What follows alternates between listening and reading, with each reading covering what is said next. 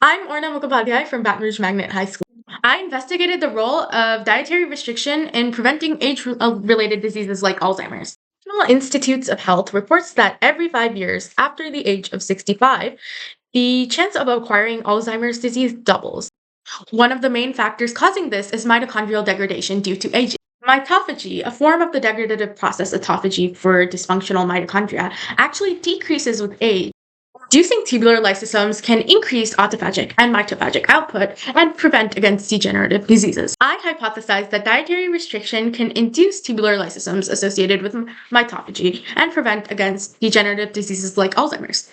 I propagated L1 larval C. elegans with the MitoGFP mCherry tag, and then I starved some and then I fed some. I imaged both types under a microscope and then used ImageJ to quantify the fluorescence in the fed and starved and also analyze the tubular networks using skeletonization.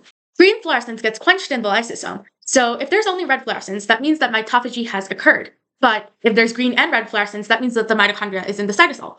I used a t-test to compare the green to red intensity ratios between the fed and the starved, which was higher in the fed significantly, indicating that mitophagy was occurring in the starved. After skeletonizing the images, I also compared the average branch lengths of the skeletons and the junctions per object between the fed and the starved, which were in both cases significantly higher for the starved. This does suggest that there's a significant tubular lysosome buildup in these starved organisms.